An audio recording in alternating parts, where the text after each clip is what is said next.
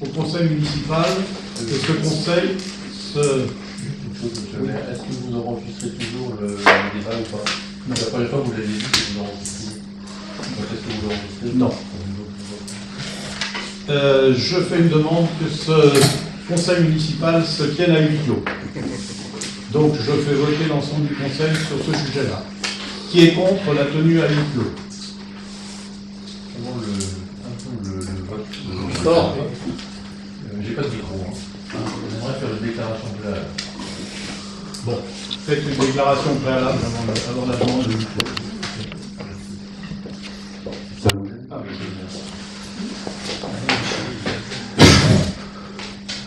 Parce qu'on a quand même des observations importantes sur la tenue de ce conseil. Donc on souhaitait quand même vous donner quelques observations.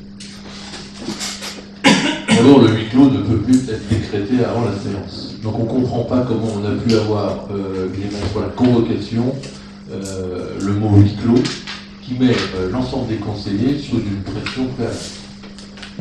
C'est normalement interdit de prévoir un huis clos sur une convocation. Le huis clos devant se faire en début de séance, et par un mot.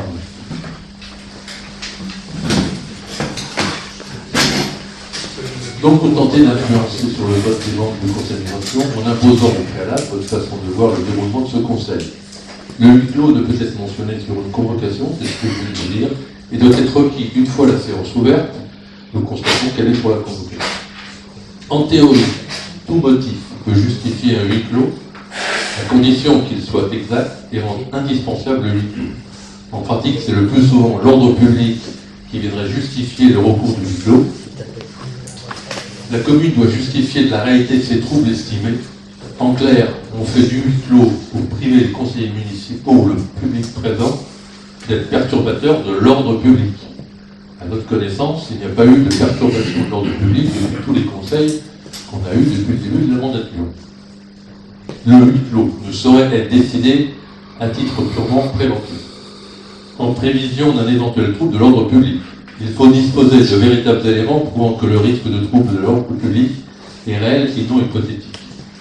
C'est à Limoges, puisque vous êtes sur les jurisprudences, donc c'est la jurisprudence du 29 octobre 2009, Madame Marinette Beude et autres, commune de Doméro, numéro 08 01 440. Le juge administratif contrôlera si la décision n'a pas été guidée pour des motifs étrangers à la bonne marche de la mairie. Y a-t-il eu des ordres publics? Premier élément. De quelque manière ce soit depuis nos élections du 29 mars 2014. Pourquoi aujourd'hui y aurait-il un désordre d'ordre public? Disposons-nous, monsieur le maire, d'informations précises sur ce point? Si oui, merci de nous les communiquer au conseil préalablement. Vous devez aussi faire attention à l'entrave au principe général de publicité des séances. Le fait qu'une séance se déroule à huis clos ne dispense pas de mentionner au procès-verbal et au registre des délibérations l'ensemble des questions abordées. Au cours de cette séance, le procès-verbal de séance, les registres des délibérations, les extraits à afficher doivent être établis dans les mêmes conditions que dans le cas d'une séance publique. 2704-1994, commune de Rancé, numéro, je vous fais grâce, 1455-97. Sachant que cela, pourquoi donc, dans le cas présent, demander un huis clos? Lorsque le huis clos est décidé, la présence des personnes étrangères au conseil constitue une irrégularité, sauf le secrétaire de mairie, je vous fais grâce, je dirais, de la jurisprudence. Si ce huis clos était finalement décidé, il faudrait savoir qui est celui ou celle qui fait office de secrétaire de mairie, afin qu'il puisse ou qu'elle puisse rester, afin d'enregistrer les débats pour en faire le compte rendu et demander à toutes les autres personnes, bien entendu le public inclus, de sortir de la salle. Sur toutes ces bases de jurisprudence, nous contestons votre convocation. Merci, monsieur.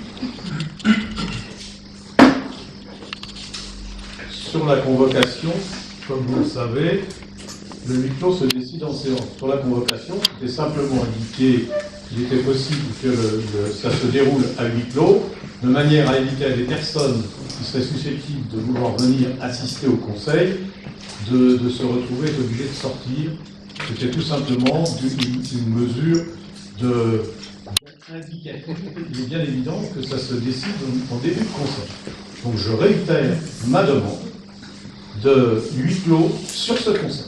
Et je veux faire voter l'ensemble du conseil sur cette demande de huis clos. Non, terminé. Terminé, monsieur. Non, je suis navré, monsieur le maire, mais... Il y a déjà eu une intervention. Je suis navré, monsieur le maire, nous sommes en conseil municipal. Chaque conseiller municipal peut prendre la parole, sauf si vous prouvez que je mets le désordre.